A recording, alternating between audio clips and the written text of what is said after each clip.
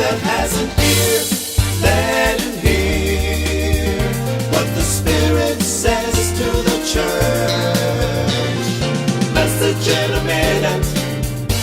Hi, welcome to another Message in a Minute. Today we're talking about humility and submission. Yeah, I know I said the S word, submission, because in our Christian society, in our vernacular today, we don't really like using that word submission because it puts us in a subordinate position. Okay, but what are we talking about? The word humility, for instance. Humility comes from the Latin word humilitas, which that translates to humble or grounded, or from the earth. So the same root word for humility, hum, guess where it's also used at? That's right, you said it, humans. So if you think about it, the dust thou art, and to dust thou must return. That's Genesis 3:19. So that we came from a humble beginning. The same of humus, which is dirt, humility, and humans all come from the same root word. So there, when we think about humility, there's many scriptures that we can quote. You probably see them run along the screen here, or I've got some up here on the background. It says, when pride comes, then comes disgrace, but with humility comes wisdom. Another one I like is, wisdom's instruction is to fear the Lord, and humility comes before honor. Humility is the fear of the Lord.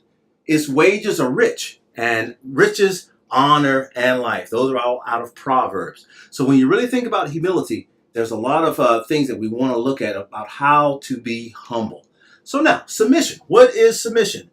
I like the dictionary definition of submission. It's the act or the fact of accepting or yielding to a superior force or to the will or the authority of another person.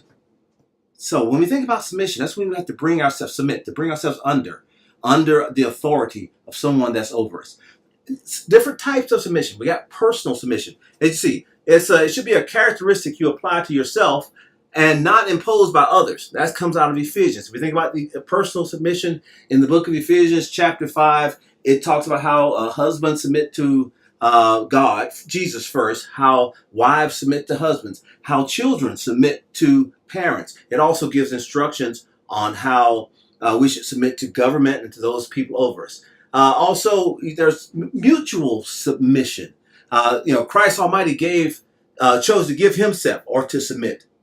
For what? For the sake of the church, which should choose to submit to him according to his will. So submission goes in layers and stacks.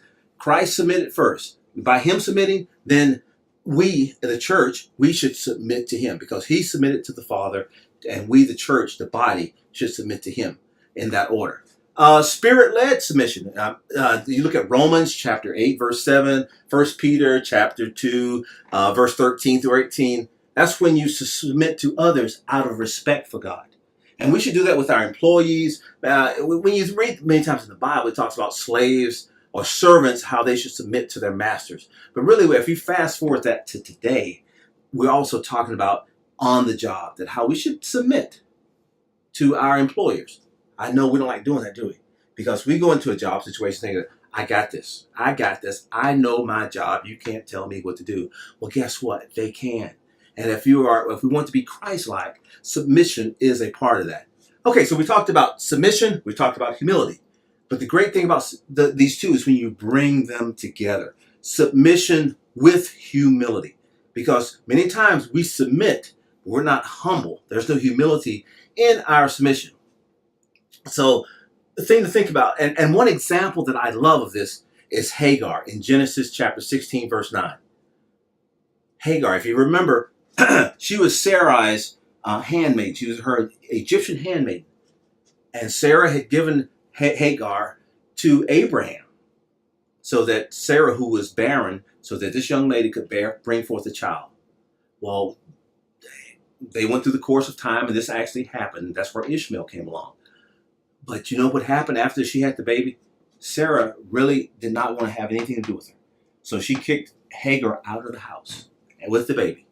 And here's Hagar sitting out in the wilderness with this child, and she's upset and she's mad.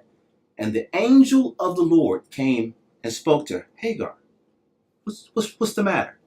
And so Hagar tells her life story, that I didn't have nothing to do with this. My master and his wife, They the one made me have this baby. And you know what? What the angel told her? Hagar, submit to whatever Sarah tells you to do. Think about that. Think about that. How many of us will be able to submit and have humility in our submission the way Hagar? He said, go back to Sarah and you submit to whatever she tells you to do. So there's many cases just like that throughout the Bible, whether it's Jacob. Jacob learned to submit. He wrestled with the angel all night, and he learned with humility to submit. Moses had to learn to submit himself with humility. Ahab, great. If you're ever in 1 Kings chapter 21, verse 25, the disciples in Luke, they had to learn one by one how to submit to the will of the Father.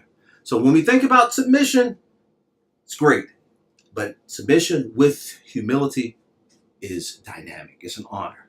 Okay, there you have it. Submission and humility. He that has an ear, let him hear what the Spirit says to the church. He that has an ear,